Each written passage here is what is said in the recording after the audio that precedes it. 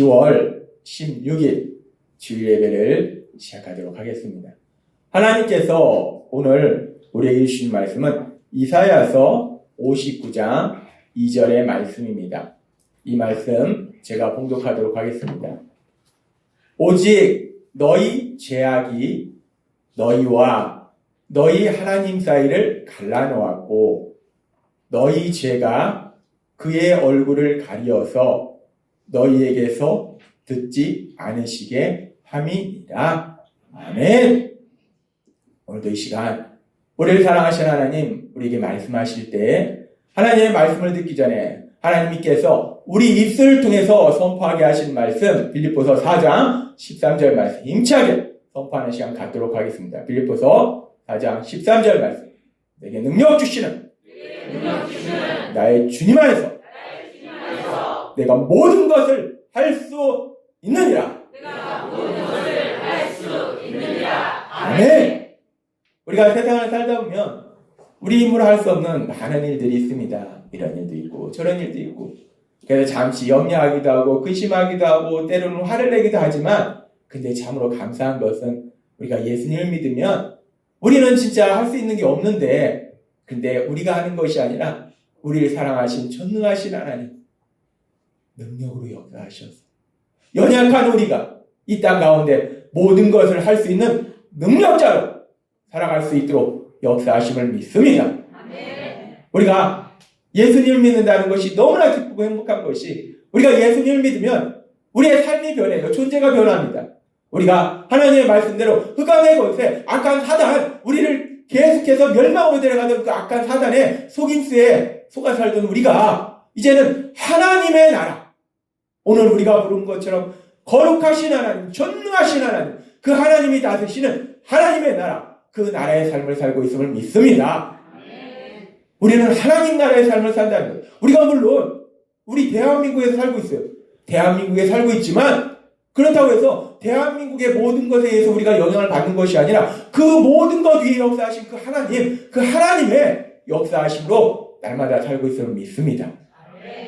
우리가 살고 있는 이 믿음의 삶이라는 것은 하나님의 나라의 삶이라는 거예요. 그래서 하나님은 계속해서 그 하나님의 나라의 삶이라는 것이 어떤 것인가? 내가 그 삶을 살고 있는데 그 삶이 어떤 삶인지 우리가 알아야 되니까 그 삶에 대해서 우리에게 말씀하실 때 하나님이 우리에게 주시는 하나님 나라의 삶 그 하나님 나라의 삶은 말씀이 삶이 되는 거예요.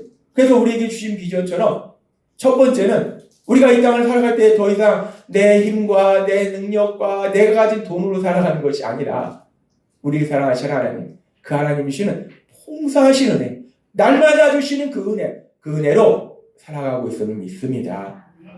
하나님의 나라는 하나님의 은혜로 살아가는 것이고 너무나 신나다는 거예요.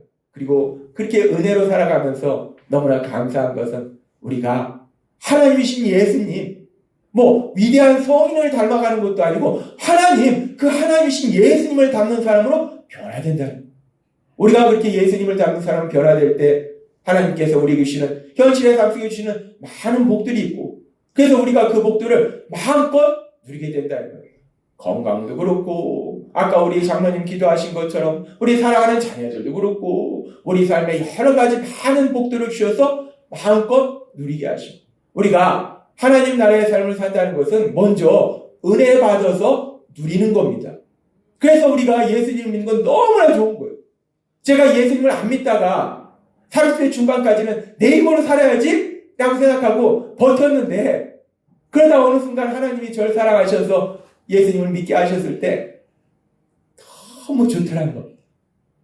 정말 너무 좋은 거예요. 왜 그렇게 좋은가? 내 능력으로 살아가는 것이 아니라 하나님의 은혜로 살아가고 하나님이 주시는 풍성한 은혜들을 누리게 하신다. 여러분의 삶 속에 하나님이 날마다 주신 그 은혜를 풍성히 누리는 기쁨의 삶을 사시기를 바랍니다. 예수님을 믿는 건 너무나 기쁜 거예요. 항상 기뻐하라 말씀하시잖아요. 그렇게 은혜를 누리고 그리고 또 우리가 은혜를 누릴 뿐만 아니라 이제 그 은혜가 차고 넘치니까 우리만 누릴 뿐만 아니라 하나님은 우리에게 말씀하신 것이 우리 예수 비전교회 주신 비전의 구체적인 비전의 네 번째가 뭐냐? 은혜를 전하는 삶, 즉 영혼권의 삶. 그래서 하나님은 영혼권의 삶을 살아라 라고 말씀하셨다는 거예요. 그리고 우리가 그렇게 영혼구원의 삶을 살 때 아주 중요한 진리가 뭐냐면 사람은 죄인이라는 거예요. 모든 사람이 죄인이라는 겁니다. 이 세상 사람들한테 죄인이라고 얘기하면 정말 듣기 싫어합니다. 근데 하나님은 분명히 말씀하세요. 모든 사람은 죄인이라는 거예요. 근데 왜 죄인이라는 게 중요해요. 우리가 죄인이다 그러면 뭐 내가 다른 사람 돈 뺏지도 않고 때리지도 않고 뭐 법을 어기지도 않는데 왜 죄인이냐라고 얘기할 수 있는데 하나님은 그래서 지난주 우리에게 분명하게 말씀할 때 단순히 다른 사람을 괴롭히고 법을 어기는 것만 죄가 아니라 진짜 중요한 죄는 뭐냐? 이 세상을 만드셨고 우리를 만드셨고 우리에게 생명을 주시고 우리에게 모든 것을 주신 그 하나님을 모른다고 하는 거. 하나님 우리에게 모든 것을 주셔서 살게 하시는데 나 하나님 몰라요. 이게 바로 죄다라고 말씀하셨어요. 그 하나님을 모른다고 부인하고 그 하나님을 믿지 않고 그래서 내 생각대로 살아가는 게 죄인이다 라고 말씀하시고 그래서 우리 모든 사람은 죄인이었다. 죄인이다 라고 말씀하신다는 겁니다. 그러면서 이제 오늘은 조금 더 깊이 들어가면서 그렇게 모든 사람이 죄인일 때 그 죄에 대한 대가가 무엇인가? 세상은 사실 죄에 대해서 우습게 생각합니다. 그냥 대충 어떻게 속여서 나 죄 안 졌어 라고 거짓말해서 넘어가면 되니까 세상은 죄에 대해서 우습게 생각하는데 하나님은 그 죄에 대해서 분명히 그 죄에 대한 대가가 있음을 말씀하십니다. 그럼 그 죄에 대한 대가가 무엇인가? 죄에 대한 형벌이 무엇인가? 하나님은 로마서 6장 23절을 통해서 이렇게 말씀하십니다. 죄의 싹은 사망이요 라고 말씀합니다. 이 말씀 우리가 조금 더 쉽게 현대의 성경 보면 죄의 대가는 죽음이지만 이라고 말씀합니다. 죄의 대가는 죽음이라는 거예요. 죄의 형벌은 죽음이라는 겁니다. 근데 우리가 이 말씀을 세상 사람들한테 할 때 죄는 그 대가가 죽음이야. 죄의 형벌은 죽음이야. 사형이야. 라고 얘기하면 세상 사람들이 볼 때 야, 뭐 죄 좀 졌다고 죽음이냐? 죄 좀 졌다고 사형이냐? 세상에서도 죄에 따라서 뭐 집행유예도 때리고 벌금도 때리고 뭐 감옥 몇 년도 때리고 이런데 하나님은 출애굽기 34장 6절에 이렇게 말씀하세요. 여호와께서 그의 앞으로 지나시며 선포하시되 여호와로라 여호와로라 자비롭고 은혜롭고 노하기를 더디하고 인자와 진실이 많은 하나님이라. 하나님은 분명히 말씀하십니다. 하나님은 자비로우시고 은혜로우시고 인자와 진실이 많으시다. 노하기를 더디하시다 라고 말씀하시는 거예요. 이 세상 사람도 들어봤어요. 하나님은 사랑이 많다며. 사랑의 하나님이 죄 좀 졌다고 죽음이라는 그 사형이라는 무시무시한 형벌을 내는 건 너무한 거 아니야.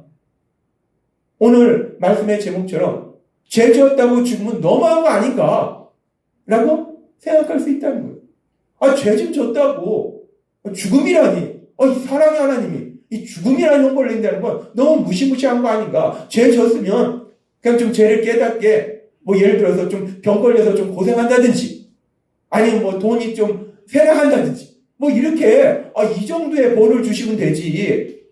죄 졌다고 죽음, 죄 졌다고 사형, 이거는 좀 심한 거 아니냐 라고 생각할 수 있다. 물론 우리를 사랑하시고 우리에게 모든 것을 주시는 하나님을 모른다고 부인하는 건 엄청난 죄인 건 맞는데 그 죄가 큰 건 맞는데 또 하나님은 사랑의 하나님이시라는 것도 맞다는 거예요. 그렇게 봤을 때 죄가 엄청나게 크지만 하나님은 사랑의 하나님이시기 때문에 죄 좀 졌다고 죽음이라는 그런 무시무시한 형벌을 내린 건 너무 심하다. 너무 심한 거 아닌가라고 세상 사람들이 얘기할 수 있다는 거예요. 그래서 우리가 영혼구원을 할 때 이 죄에 대한 문제를 세상 사람들한테 얘기하기 때문에 하나님은 오늘 그 부분에 대해서도 명확하게 말씀하세요. 죄 좀 졌다고 죽음이라는 형벌을 너무하지 않은가? 하나님이 그런 무서운 형벌을 주신 건 너무 심한 것이 아닌가? 이런 질문을 할 수 있는데 그 질문에 대한 해답을 우리는 성경의 말씀을 통해서 분명하게 할 수 있다는 거예요. 우리 인간이 죄를 지은 거에 대해서 최초의 죄에 대해서 언제 나오는가? 그 최초의 죄는 우리가 알다시피 창세기에 보면은 창세기 2장 15절에서 또 이렇게 말씀합니다. 여호와 하나님이 그 사람을 이끌어 에덴 동산에 두어 그것을 경작하게 하며 지키게 하시고 여호와 하나님이 그 사람에게 명하여 이르시되 동산 각종 나무의 열매는 내가 임으로 먹되 17절 말씀 선악을 알게 하는 나무의 열매는 먹지 말라 내가 먹는 날에는 반드시 죽으리라 하시니라 라고 말합니다. 하나님께서 사람을 만드시고 아담과 하와를 만드시고 에덴 동산을 만드셨어요. 에덴 동산은 아무것도 부족함이 없는 그런 동산이에요. 그런 동산에서 너네 먹고 싶은 거 다 먹어 라고 하나님이 말씀하셨어요. 다 먹는데 딱 하나만 먹지 마. 선악을 알게 하는 나무의 열매를 먹지 마. 그거 먹으면 반드시 죽을 거야 라고 하나님이 말씀하셨다는 거예요. 그런데 우리가 알다시피 아담과 하와는 다른 거 다 먹을 수 있는데 그 많은 맛있는 게 많은데 그럼에도 불구하고 먹지 말라고 한 그 선악과를 굳이 먹고 싶어서 뱀이 유혹하니까 사단이 유혹하니까 그거 먹으면 하나님같이 된다니까 그걸 먹는 죄를 범하게 된다는 거예요. 하나님은 분명히 말씀하셨어요. 반드시 죽으리라 라고 말씀하셨어요. 우리가 이 말씀을 조금 더 자세히 살펴보면 내가 먹는 날에는 반드시 죽으리라 라는 말씀에서 먹는 날에는 이라는 말씀을 우리가 히브리어 원어로 살펴보면 빼용 아칼레카 라는 말입니다. 여기서 아칼레카는 먹는 이라는 히브리어 단어고 빼용이라는 단어는 날에는 여기서 용은 날을 의미하는 히브리어예요. 빼는 영어로 in, 안에라는 의미예요. 그래서 이 말씀은 먹는 날에는 이라는 말씀은 우리가 히브리어 원문을 직역하면 먹는 날 안에는 이라는 말씀이에요. 이 말씀은 결국 성경학자들은 먹는 즉시라는 말씀이라는 거예요. 하나님은 말씀하셨어요. 선악을 알게 하는 나무의 열매를 먹으면 먹는 즉시 죽으리라 라고 말씀하셨어요. 먹는 즉시 죽는다는 거예요. 우리가 독약을 먹으면 먹는 즉시 이 땅을 떠나게 되는데 마찬가지로 선악을 알게 하는 나무의 열매를 먹으면 먹는 즉시로 너는 죽을 것이다 라고 하나님은 말씀하셨다는 거예요. 그렇게 하나님께서 먹는 즉시로 죽을 것이다 라고 말씀하셨는데 그럼에도 불구하고 아담과 하와가 이 선악을 알게 하는 나무를 먹습니다. 이 말씀합니다. 여자가 그 나무를 본즉 먹음직도 하고 보암직도 하고 지혜롭게 할 만큼 탐스럽기도 한 나무인지라 여자가 그 열매를 따먹고 자기와 함께 있는 남편에게도 주면 그도 먹은지라. 아까 사단은요 우리를 속일 때 이렇게 진짜 먹음직스럽고 보기에 좋고 지혜롭게 하고 뭔가 이게 내가 이렇게 하면 진짜 행복하겠다 성공하겠다. 아까 사단이 이렇게 속인다는 거예요. 아무튼 먹음직도 하고 보암직도 하고 지혜롭게 할 만큼 탐스럽기도 한 나무인지라. 그러니까 하와가 먹습니다. 그리고 남편은 아담에게도 줍니다. 그리고서 이에 그들의 눈이 밝아져 자기들이 벗은 줄 알고 무화과 나무에 물렸고 치마를 삼았더라 라고 말씀해요. 하나님께서는 분명하게 창세기 2장 17절에 이렇게 말씀하셨어요. 창세기 2장 17절에 내가 먹는 날에는 반드시 죽으리라 라고 말씀하셨어요. 이 말씀은 우리가 히브리어 원문을 정확하게 우리가 직역하면 먹는 즉시 죽으리라 라는 말씀입니다. 하나님 분명히 먹는 즉시 죽으리라 말씀하셨는데 지금 아담과 하와가 선악을 알게 하는 나무의 열매를 먹었는데 성경을 보니까 먹는 즉시 안 죽더라는 겁니다.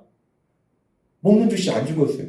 그리고요 더 나아가서 창세기 5장 3절부터 5절의 말씀에 보면 이렇게 말씀합니다. 아담은 130세에 자기의 모양 곧 자기의 형상과 같은 아들을 낳아 이름을 셋이라 하고 아담이 셋을 낳은 후 800년을 지내며 자녀들을 낳았으며 그는 930세를 살고 죽었더라. 아담이 930년을 살았습니다. 하나님은 분명히 창세기 2장 17절에 말씀하셨어요. 창세기 2장 17절에서 먹는 날에는 반드시 죽으리라. 이 말씀은 먹는 즉시 죽으리라 라는 말씀인데 하나님 분명히 말씀하셨는데 지금 아담은 먹는 즉시 죽은 것이 아니라 그럼 그 다음날 죽었냐? 한 달 뒤에 죽었냐? 그것도 아니고 930년 동안 오랫동안 살았다는 거. 먹는 즉시 죽으리라 말씀하셨는데 930년 동안 우리는 오래 살아야 100년인데 아무튼 무지하게 오래 살았습니다.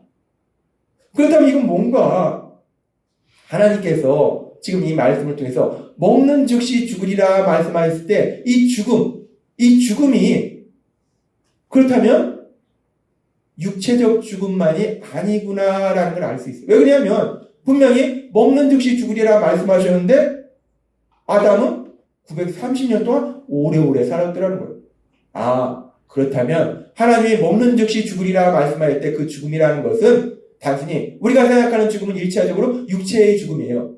우리의 육체가 생명을 다하는 겁니다. 근데 하나님이 지금 그 육체의 죽음을 의미하는 것이 아니더라는 거예요. 그걸 말씀하는 것이 아니더라는 거예요. 그러면은 그 죽음이란 무엇인가? 아담과 하와가 이 선악을 알게 하는 나무의 열매를 먹은 다음에 어떤 일이 일어났는지를 보면 그 죽음이 무엇인지를 알 수 있어요. 아담과 하와가 선악을 알게 하는 나무의 열매를 먹은 뒤에 어떤 일이 일어났는가? 하나님이 그들을 찾으실 때 창세기 3장 8절은 이렇게 말씀합니다. 그들이 그날 바람이 불 때 동산에 거니시는 여호와 하나님의 소리를 듣고, 여기서는 거니시는이라고 했는데 이 말씀은 여호와 하나님이 아담과 하와를 찾아오신 거예요. 만나기 위해서 찾아오신 거예요. 하나님은 다 아시니까, 지금 아담과 하와가 어떤 죄를 졌는지 다 아시니까 하나님이 찾아오신 거예요. 아담과 그의 아내가 여호와 하나님의 낯을 피하여 동산 나무에 숨은지라라고 말씀해요. 하나님이 지금 아담과 하와를 찾아오셨는데 아담과 하와가 선악을 알게 하는 나무의 열매를 먹은 다음에 죄를 지은 다음에 하나님의 낯을 피해서 나무 뒤에 숨었다는 거예요. 근데 이 말씀을 우리가 그대로 문자 그대로 보면 아담과 하와가 하나님이 안 보이도록 이렇게 나무 뒤에 숨었나 보다 라고 말할 수 있는데, 이 말씀을 우리가 히브리어 말씀을 통해서 조금 더 정확하게 분석하면 여기는 히브리어에서 낯이라는 거, 얼굴이라는 거, 이것은 단순히 히브리어로 파님이라는 단어를 사용하는데 이것은 물론 이 얼굴을 의미하기도 하는데 히브리어에서 이 파님, 낯, 얼굴이라는 단어는 인격, 존재를 의미한다는 거예요.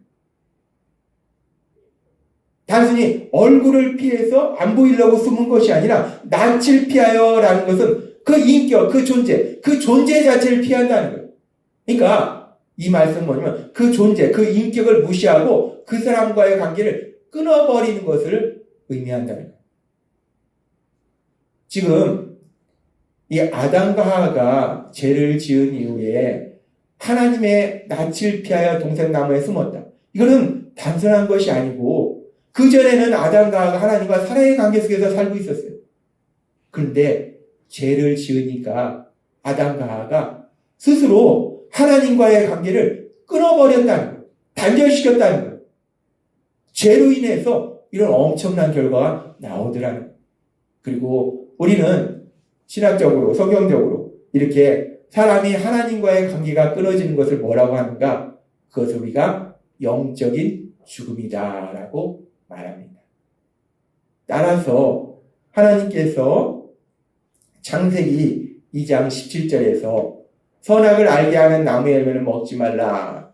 너가 먹는 날에는 반드시 죽으리라 라고 말씀하셨을 때 여기서 말씀하는 죽음은 단순히 육체적 죽음을 의미하는 것이 아니라 영적인 죽음을 의미한다는 것.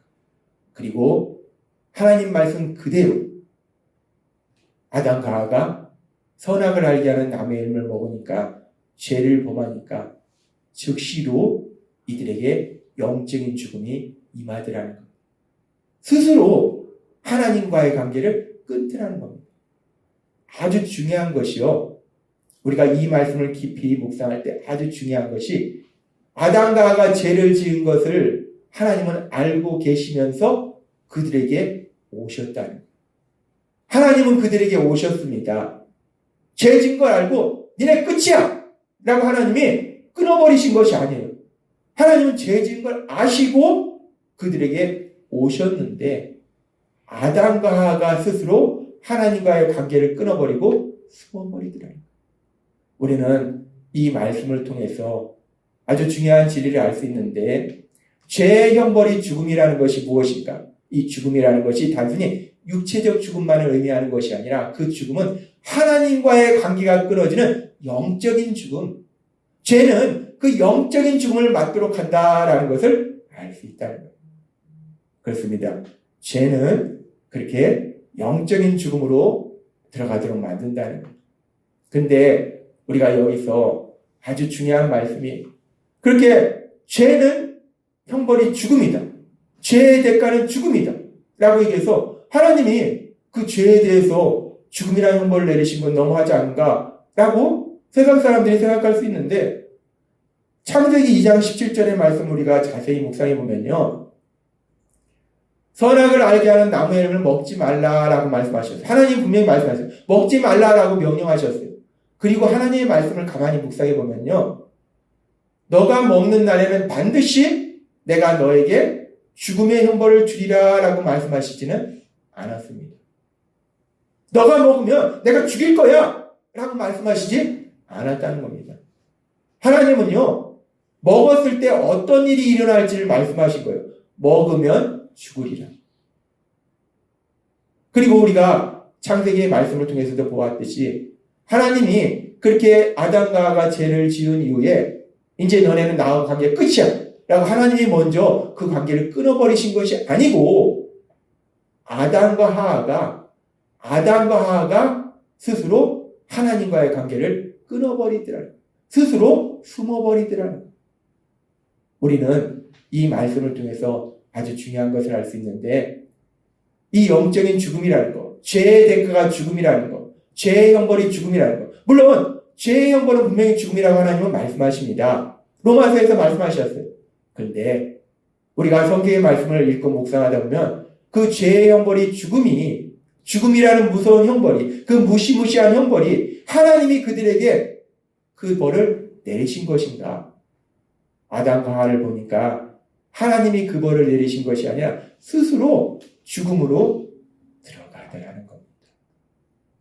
자기 스스로 죽음을 향해서 가더라는 거예요. 자기 스스로 하나님과의 관계를 끊어버리고 도망가더라는 거예요. 그래서 하나님께서는 오늘 우리에게 이사야서 59장 2절의 말씀을 통해서 이렇게 말씀하시는 거예요. 오직 너희 죄악이 너희와 너희 하나님 사이를 갈라놓았고 라고 말해요. 하나님이 너네 죄 졌으니까 이제 너와의 관계 끝이야. 우리가 누군가 세상 살면서 우리한테 뭔가 잘못하면은 가끔 그런 경우가 있습니다. 이제 너랑 끝이야. 너랑 다시는 안 만나. 이제 단절할 거야. 우리는 그런 경우가 있어요. 우리는 사람이니까, 화가 나니까. 근데 하나님은 그렇게 하시지 않더라는 거예요. 아담과 하와가 죄 졌는데 이제 너네는 끝이야 라고 하신 것이 아니더라는 거예요. 지금 이 말씀 보니까 우리가 짓는 죄가 우리와 하나님 사이를 갈라놓더라라고 말씀합니다. 이 말씀을 우리가 조금 더 알기 쉽게 현대의 성경으로 보면 이렇게 말씀합니다. 오히려 너희의 죄악이 너희를 하나님과 갈라놓았다. 하나님은 분명히 말씀하시는 거예요.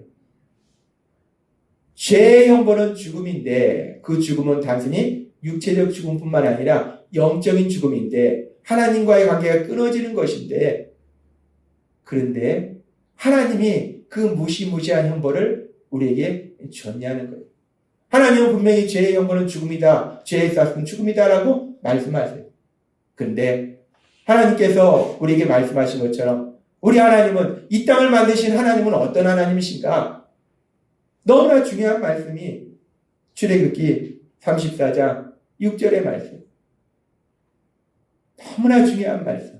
이 말씀 우리가 함께 읽도록 하겠습니다. 시작. 여호와께서 그의 앞으로 지나시며 선포하시되 여호와라 여호와라 자비롭고 은혜롭고 노하기를 더디하고 인자와 진실이라는 하나님이다. 아멘. 하나님이 친히 말씀하신 거예요.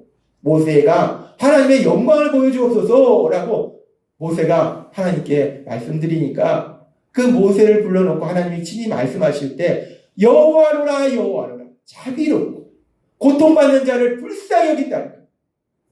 우리는 고통받는 자를 보면 지가 어리석어서 그렇지 뭐 가끔 가다가 정죄합니다. 맞습니다.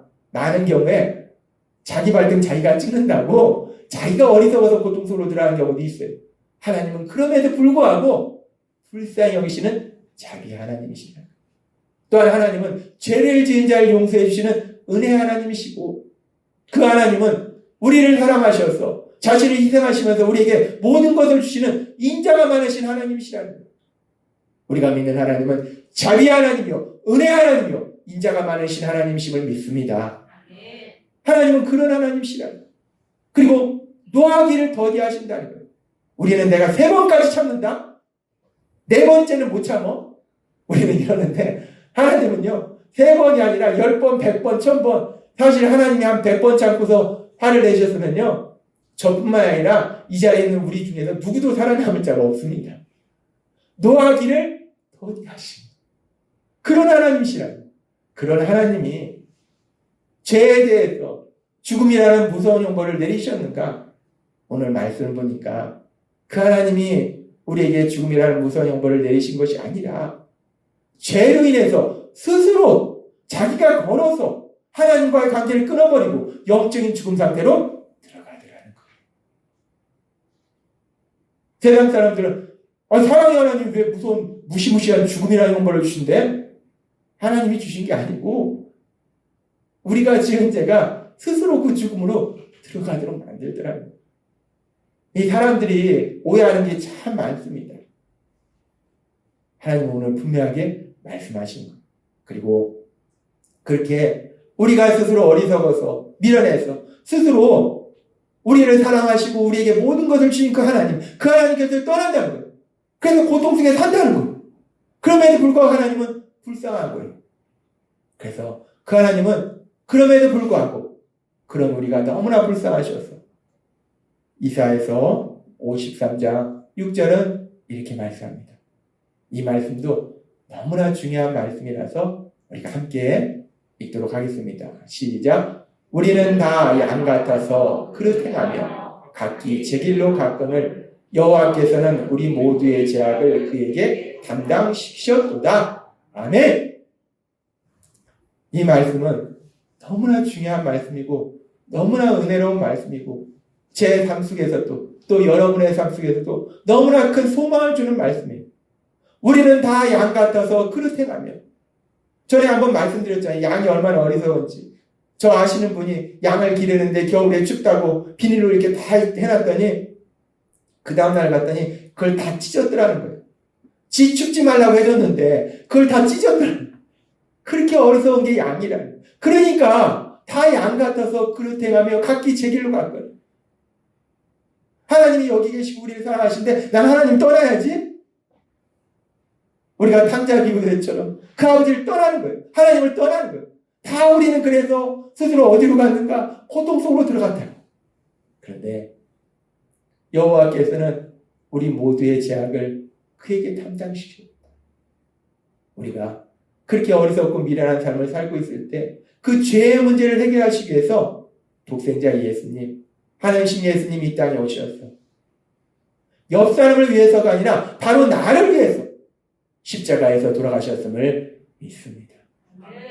하나님은 분명히 말씀하신 거예요. 우리가 어리석어서 우리가 죄를 졌는데 우리가 사고 쳤는데 사고는 우리가 쳤는데 문제는 해결할 능력은 없더라는 겁니다. 그러니까 하나님이 친히 예수님의 십자가 죽으심을 통해서 그 문제를 해결해 주셨다.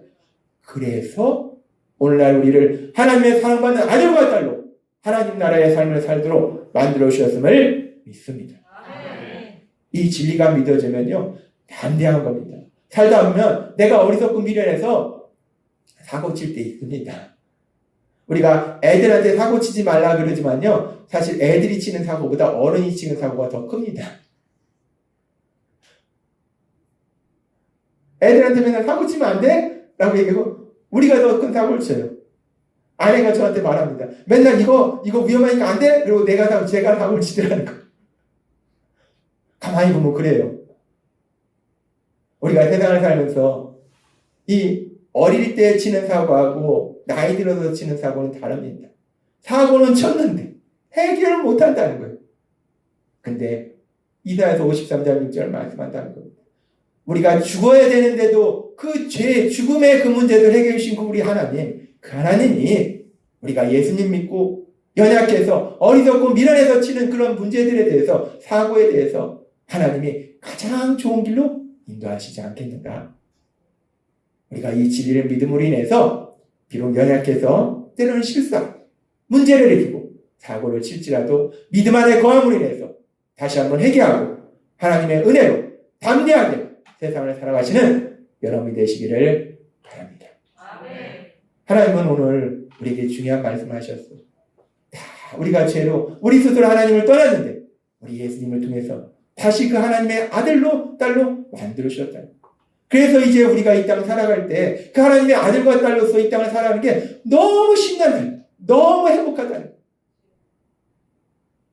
제가 예수님 믿은 다음에 사람들이 저한테 물어볼 때 예수님 믿는 게 좋아요? 너무 좋습니다. 목회하면서 가끔 물어봐요. 목회하는 게 좋습니까? 너무 행복합니다. 너무 행복합니다. 근데 우리만 이렇게 행복하기는 미안하잖아요. 세상을 보세요. 세상은 아직도 예수님을 믿지 못하고 죄로 인해서 욕심으로 인해서 스스로 고통으로 가는 많은 사람들이 있다는 거예요. 그것이 특별히 우리의 가족일 수도 있고 친척일 수도 있고 친구일 수도 있고 이웃 사람일 수도 있고. 그래서 하나님은 우리에게 말씀하시는 거예요. 우리만 그렇게 행복할 것이 아니라 그 행복을 주변 사람들도 누릴 수 있도록 도와줘라. 그래서 올해는 특별히 올해는 성탄절이 정확하게 주일이에요. 야, 정확하게 주일입니다. 그러니 얼마나 좋습니까? 그래서 하나님이 올해는 그 성탄의 기쁨을 더 크게 누리라고 이제 이 성탄절 우리가 예배 드릴 때 이 성탄절을 영원의 축제로 축제의 날로 만들어라 라고 말씀하시더라고요. 그래서 우리가 이제껏 우리 마음속에 품고 있었던 구원하고자 하는 그런 대상자를 이제 우리가 헌금할 때 제가 그 주보에 카드를 넣어놨어요. 거기에다가 한 명씩 기록해가지고 그래서 우리가 그때까지 열심히 기도하고 또 섬김으로 인해서 그 영혼이 구원받는 놀라운 역사가 일어나야 될 걸 믿습니다. 하나님은요 우리의 연약함을 아십니다. 우리한테 막 100명씩 전에 제가 사역할 때 막 전도 축제할 때 100명 전도할 사람 막 50명 전도할 사람 우리가 막 100명씩 이렇게 하러 가면 확인을 해야 되는데 얼마나 부담스럽습니까? 하나님 우리에게 그렇게 말씀하시는 것이 아니라 딱 한 명, 딱 한 명, 딱 한 명씩 내가 이제까지 영혼 꼭 구원받았으면 좋겠어 라고 이제까지 마음에 품고 기도하던 사람이 있어요. 이제 드디어 때가 됐다는 겁니다.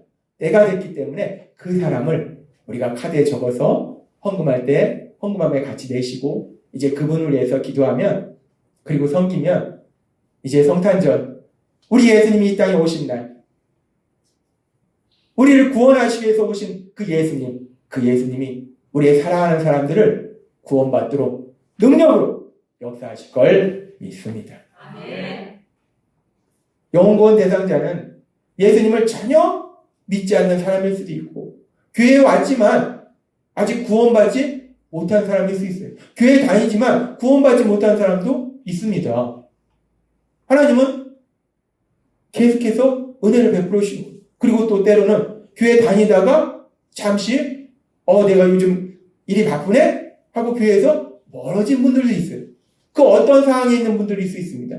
어떤 분들이든지 그리고 그분들이 우리의 가족일 수도 있고 또 친척일 수도 있고 직장 동료일 수도 있고 이웃 사람일 수도 있고 하나님이 오늘 우리에게 주신 말씀처럼 우리만 이 놀라운 행복을 누리는 것이 아니라 미안하잖아요. 세상 사람들한테는.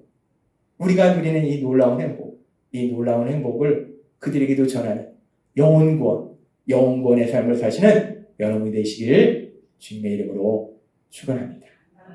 기도하겠습니다. 하나님 아버지 감사합니다.